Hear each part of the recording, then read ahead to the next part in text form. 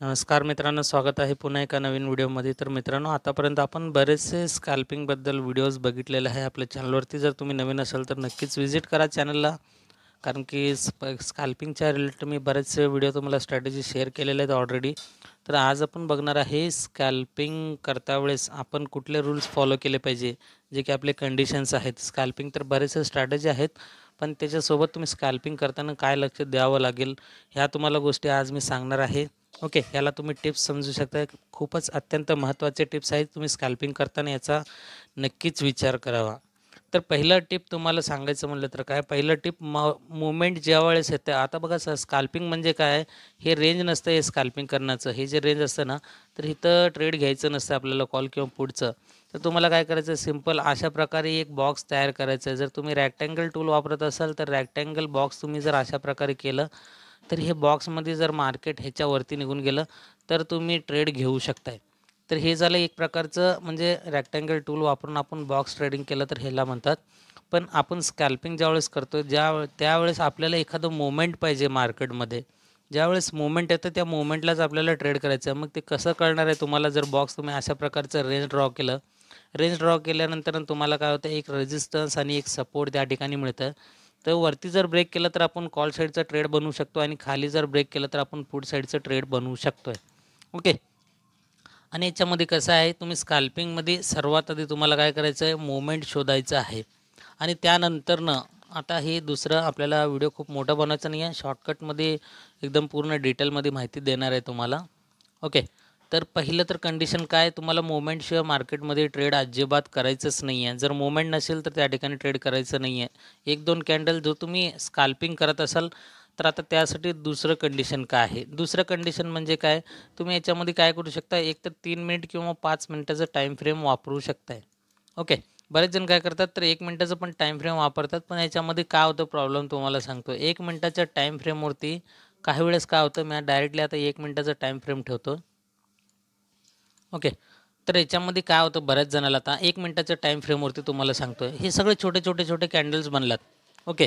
तर ह्याच्यानंतरनं एखादं सपोर्टवरती किंवा एखादं रेझिस्टन्सवरती जर 1 मिनिटाचा असा मोठ्या प्रकारचं कॅन्डल बनलं, तर तुम्हाला काय वाटणार, तुम्ही टाईम फ्रेम बघणार नाही, फक्त कॅन्डलवरती लक्ष देणार. मग कॅन्डल तुमच्या नजरेत का होणार, एका सपोर्टवरती कॅन्डल इतका मोठा जर बनलं आहे, तर तुम्हाला काय वाटणार, मोठं कॅन्डल म्हणजे मोठी बाईंग आलेली आहे, एकतर सेलिंग साईडला किंवा बाय साईडला.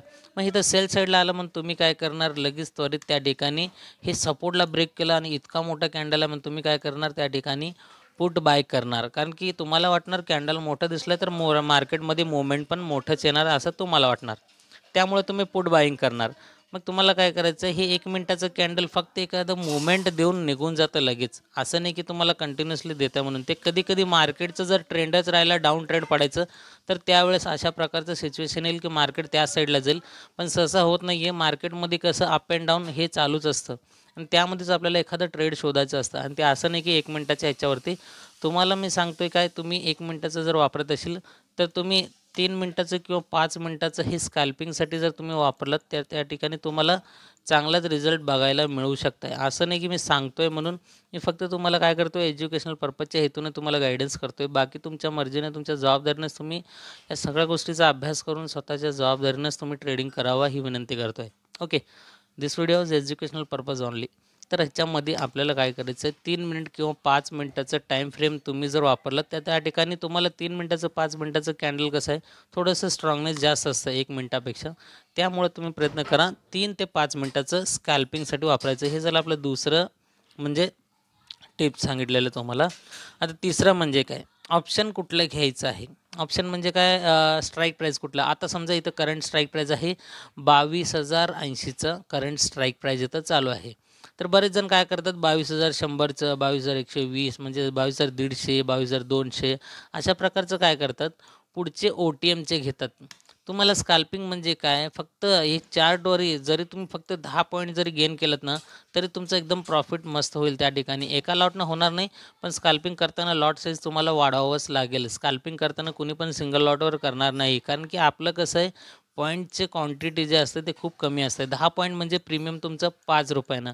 जर निफ्टीमध्ये करत असाल तर इथं तुम्हाला एका क्वांटिटी मागं तुम्हाला ₹250 प्रॉफिट होतं आहे. तर बरेच जणाला ₹250 कसं खूप कमी वाटते. जर या ठिकाणी एका ठिकाणी तुम्ही जर 10 घेतलात, ओके, गुणिले 10 केलं याला, तर या 250च्या ठिकाणी तुम्हाला काय होणार, पूर्ण 2500चं प्रॉफिट होणार. ओके. तर कसं आहे, स्कॅल्पिंग करताना तुम्हाला मोठं लॉट घ्यावं लागेल जास्तीत जास्त. हे तुमच्यावर डिपेंड आहे. तुम्हाला किती लॉटनं बाईंग करायचं आहे, किती लॉटनं ट्रेड करायचं आहे. मी कुठल्याही प्रकारचं सजेशन देत नाही. ओके.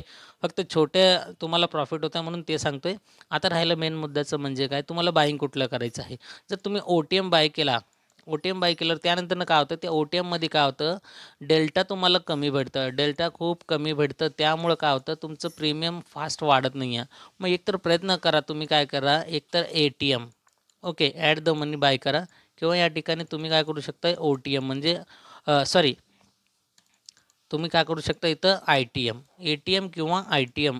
ITM म्हणजे इन द मनी. म्हणजे काय, आत्ता जर समजा मार्केट आहे 22,080ला, तर तुम्हाला स्कॅल्पिंग करायचं आहे छोट्यामध्येच. तर तुम्हाला काय करायचं आहे, 22,050चा म्हणजे 80च्या खालचा. हे झालं कॉल शेडचं सांगत आहे मी, कॉल शेडचं सांगत आहे. 22,050 किंवा तुम्ही राऊंड फिगर जर 22,000 जरी घेतलं तरी तुमचं काय होतं, या ठिकाणी डेल्टा फास्ट वाढतो. त्यामुळे तुम्हाला प्रीमियम जल्दीच ग्रो होत आहे. त्यामुळे तुम्हाला रिझल्ट पण तितकंच छान तुम्हाला बघता येईल त्या ठिकाणी. ओके. तुम्ही जर OTM बाय केलं तर OTMमध्ये आउट ऑफ द मनीमध्ये तुमचा डेल्टा खूप स्लो होतो आहे. त्यामुळे थिटा डिके पण होतं आहे. आणि ह्याच्यामध्ये कसं, ATM किंवा ITMमध्ये जर घेतलं तर तुमचा डेल्टा फास्ट होतो. पण इतकंच नाही, तर त्या ठिकाणी तुम्हाला एखादं मोमेंट यायलाच पाहिजे. असं नाही मी सांगतो आहे म्हणून तुम्ही ATM किंवा ITM जर बाईंग केलात, ओके, मार्केट इथं चालू आहे, तुम्ही इथलं जर रेंज बाईंग केला, कॉल साईडचं जायचं म्हणून इथलं इन द मनीचं जर बाईंग केलात आणि मार्केटमध्ये जर मोमेंटच नसेल, तर हे तुम्हाला इन द मनी पण लॉस देऊ शकतं आहे. त्यामुळं तुम्ही त्याच ठिकाणी एंट्री ट्रेड परफेक्ट ट्रेड करा ज्या ठिकाणी तुम्हाला मार्केटमध्ये मोमेंट मिळतं, जे की आपलं पहिलंच सेटअप आहे. तुम्हाला आता सांगायचं काय, आता बघा इथं बऱ्याच ठिकाणी हे जे आहे रेजिस्टन्स आहे, हे खालचं रेजिस्टन्स आहे. ओके.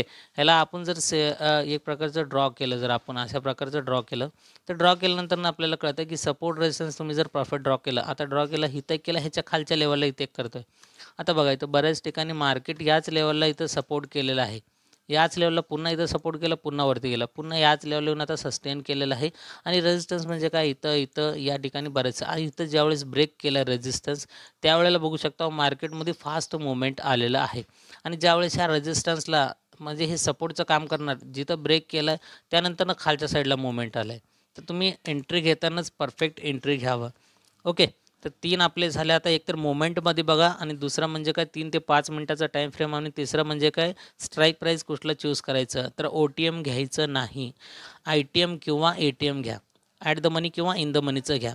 आणि आता चौथं म्हणजे जे महत्त्वाचं आहे, याच्यामध्ये कसं तुम्ही जर सायकोलॉजी नीट राहिली तरच तुम्ही ट्रेडिंगमध्ये यशस्वी होत चाल. ह्याच्यामध्ये काय, कुठल्याही प्रकारचं डिप्रेशन, फ्रस्ट्रेशन वगैरे राहिलं, तर तुम्ही मानसिक त्रासामध्ये राहिला तर तुम्ही ट्रेड करताना थोडंसं अवॉइड करून टाका. कारण मनस्थिती ठीक नसेल तर तुम्हाला योग्य ते ट्रेड घ्यायचं समजणार नाही. त्या ठिकाणी तुम्ही चुकीचे ट्रेड घेऊन लॉस करून घेण्याचे बळी पडचाल. ओके.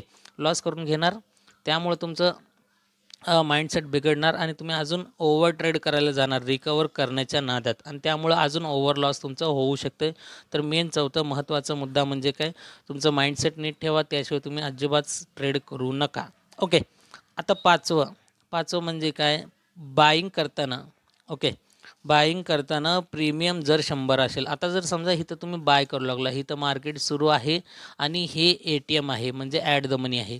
जर समजा आता तुम्हाला 100 रुपयाला बाय करायचं आहे, तर 100 रुपयाला बाय करायचं एक ठरवलं तुम्ही, तर त्या ठिकाणी 100ला आल्यावरच तुम्हाला बाय करायचं आहे. नाहीतर काय होतं बऱ्याच जणांचं, इथं जर पुढं गेलं मार्केट 105 रुपयाला जर बाईंग केलं तुम्ही, ओके, 105 रुपयाला जर बाईंग केलं, तर याच्यामध्ये काय होतं, अगोदरच 5% ह्या ठिकाणी मार्केटनं मार्जिन दिलेलं असतं, प्रॉफिट दिलेलं असतं 5%.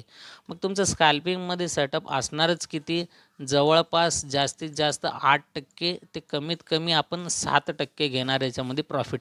आणि त्यामध्ये जर हे 5% निघून गेलं तर मग इथं राहणार काय. मग तुम्हाला वाटणार 105ला घेतलं तर आपण 110च्या अपेक्षा करून बसणार किंवा 115च्या अपेक्षा करून बसणार, जे की मार्केटमध्ये जर मुवमेंट नाही आलं तर आपलं लॉस निश्चित होणारच होणार. ओके. म्हणून तुम्ही प्रयत्न काय करा, जर मार्केटमध्ये ₹100 जर प्रीमियम आलं, जर म्हणजे एक एक्झाम्पल सांगतो, असं नाही की 100लाच घ्यायचं म्हणून. तुम्ही जर ठरवलं की ₹150ला घ्यायचं आहे, तर 150लाच घ्या. तुम्ही जर ठरवलं 200ला घ्यायचं आहे, तर 200लाच घ्या. तुम्ही ठरवलं किंवा ज्या दिवशी एक्सपायरी वगैरे असते, त्या दिवशी तुम्ही 50ला पण घेऊ शकता किंवा ₹5ला पण. म्हणजे जे ठरवतं त्याच ह्याला जर घेतलं, तरच तुमचं प्रॉफिट तुमच्या हिशोबानं तुम्हाला कळेल. ओके. 100 असलं, मी असं म्हणत नाही की तुम्ही या ठिकाणी 99ला पण बाय करा म्हणून असं म्हणत नाही आहे. घेतली तर चांगलीच गोष्ट आहे. पण जिथं आहे त्याच लेवलला जर तुम्ही बाय केलंत, मार्केट जर पुढे गेलं आहे चुकून, तर त्या ठिकाणी तुम्ही लक्ष दिलेलं नसाल, तर त्या ठिकाणी त्या ट्रेडला अवॉइड करून टाका. काहीच फरक पडत नाही आहे. पुन्हा दुसऱ्या सेटअपसाठी तयार राहा. ओके. दुसरं जर सेटअप होत असेल, तरच त्या ठिकाणी तुम्ही ट्रेड घेऊ शकताय. मेन म्हणजे काय, टायमिंग महत्त्वाचं आहे याच्यामध्ये. टायमिंग म्हणजे काय, जे तुम्ही ठरवलं आहे त्याच प्रीमियमवरती तुम्हाला जर बाय केलात, तरच तुम्हाला त्याचा एकदम योग्य त्याचा फायदा होऊ शकतो. अन्यथा तुम्ही जर मार्केट मूव्हमेंट दिल्यानंतरनं जर एंट्री घेतलात, तर त्यानंतरनं मार्केट तुमचं रिव्हर्स येऊन लॉस करू शकतं. ओके. तर हे झालं 5वं. आता 6वं आणि शेवटचं, ते म्हणजे काय, आर तुम्हाला मेंटेन करायचं आहे. आर म्हणजे काय, रिस्क रिवॉर्ड रेशो.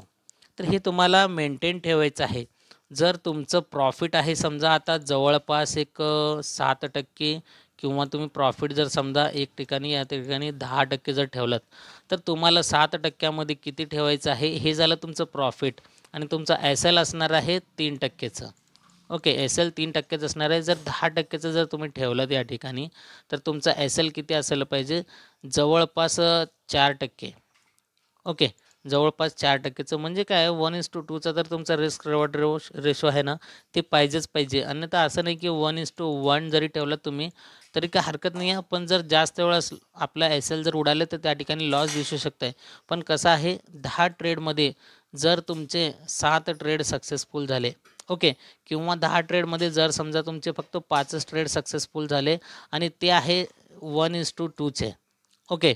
म्हणजे 5 वेळा जर तुम्ही प्रॉफिट घेतलात 1:2चं ₹1000 तर ₹5000 होते आणि लॉस होताना किती होते, फक्त आणि फक्त 1:1चं, म्हणजे कमी ठेवलं अर्धं, तर त्या ठिकाणी तुमचं फक्त आणि फक्त 2500चं. ओके. तिथं 5000चं प्रॉफिट होत आहे आणि तुमचं लॉस जर होत असेल, तर त्या ठिकाणी तुम्हाला फक्त 2500चा लॉस होऊ शकतं आहे. ओके. म्हणजे काय आहे, ह्याच्यात 1:2चं एक प्रकारचं रिवॉर्ड रेशो सांगतोय तुम्हाला मी ह्याच्यामध्ये. 5 वेळा जर तुमचं 10 ट्रेडमध्ये सक्सेस झाले आणि 5 वेळा जर फेल झाले, तर तुमचा एक रिझल्ट अशा प्रकारे येईल.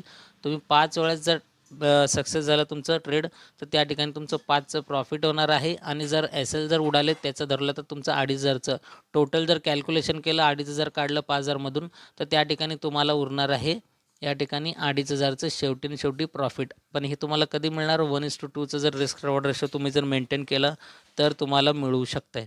ओके. तर पूर्ण ओव्हरऑल सांगायचं म्हणलं तर काय, आणि स्काल्पिंग करत असताना फक्त तुमचं काय, आता समजा या ठिकाणी तुम्ही, हे महत्त्वाचं आहे, खूप अत्यंत महत्त्वाचं आहे. जर तुम्ही स्काल्पिंग करायला बसला, या लेवलवरती बसलाय तुम्ही, स्काल्पिंग करताना तुम्ही जर 3 मिनिटाचं टाईम फ्रेम ठेवलं आहे, ओके. आता इथं मी 1 मिनिटच ठेवलेलं आहे, हे काही इम्पॉर्टंट नाही आहे. तुम्ही ठेवा 3 किंवा 5 मिनिटात. ते मगाशी जे उदाहरण द्यायला तर एक्झाम्पल म्हणून, तर त्यावेळेस ते आपण 1 मिनिटाचं लावलं होतं. शक्यतो प्रयत्न करा 3 मिनिटामध्ये करण्याचं. आता जर समजा हे महत्त्वाचं आहे, स्काल्पिंग करत असताना, ओके, स्काल्पिंग करत असताना तुम्ही जर इथून ट्रेड घेतला, समजा ATMचं घेतला, इन द मनीचं घेतला, कुठलेही घेतला, त्या ठिकाणी मार्केटमध्ये तुम्ही स्काल्पिंग करायला आहे. स्काल्पिंग म्हणजे काय, खूप कमी पॉईंट असतात, खूप कमी वेळात आपल्याला घ्यायचं असतं. ओके. स्काल्पिंग म्हणजे मार्केट इथं वरती जाऊ दे, मोमेंट देऊ दे, किंवा मोमेंट जरी नाही दिलं, इथं जरी फिरायला लागलं मार्केटमध्ये, आपण बाईंग केल्याबरोबर, कॉल किंवा पुट साईडला बाईंग केल्याबरोबर, जास्तीत जास्त तुम्हाला काय करायचं आहे, 4 ते 5 मिनिट तुम्हाला वाट बघायचं आहे. 4 ते 5 मिनिट कावर म्हणतोय, कारण की 4 ते 5 मिनिट जर तुम्ही ह्या ठिकाणी होल्ड केलात, तर त्या ठिकाणी तुमचं थीटा डिके होत आहे. ओके. थीटा डिके होत आहे, टाईम डिके होतं, त्यामुळं तुमचं प्रीमियम गळायला सुरू होतं. म्हणून तुम्ही जर स्काल्पिंग करत असाल, तर फक्त आणि फक्त 4 ते 5 मिनटं वाट बघा. त्यानंतरनं तुम्ही लगेच मार्केटमधनं एक्झिट करून टाका. अन्यथा तुमचं प्रीमियम गळून तुमचं असं पण लॉस होऊ शकतं.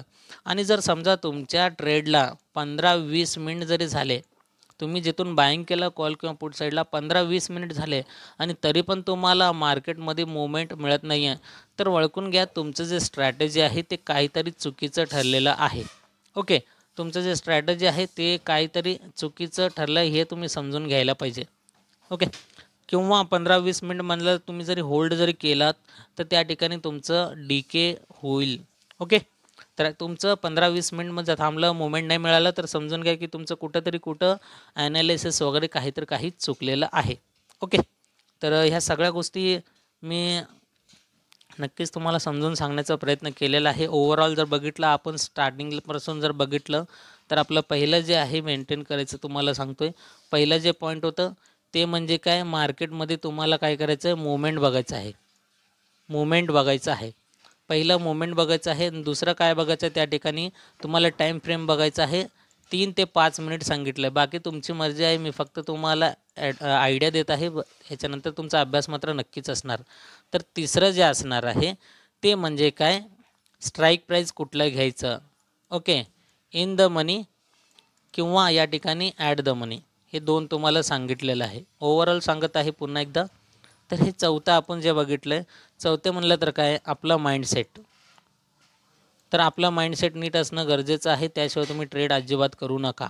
ओके, आणि पाचवं म्हणजे काय, या ठिकाणी बाईंग करताना टायमिंग महत्त्वाचं आहे. जे आपण प्राईजला हे केलेलं आहे, ओके, जे आपण प्राईजला ठरवलेलं आहे, जर 100ला घ्यायचं असेल तर 100लाच बाय करायचं आहे. ओके, जर 150ला घ्यायचं असेल तर तुम्हाला 150लाच घ्यायचं आहे. एक्सपायरी दिवशी 5 रुपयाला घ्यायचं असेल तर 5 रुपयालाच घ्यायचं आहे. हे झालं टायमिंग महत्त्वाचं आहे. मार्केट जर वाढून गेलं, आपल्या लिमिटच्या जर पुढे गेलं तर ट्रेडला अवॉइड करून टाका. आणि 6वं आणि शेवटचं म्हणजे काय, ते म्हणजे काय, रिस्क रिवॉर्ड रेशो मेंटेन करा.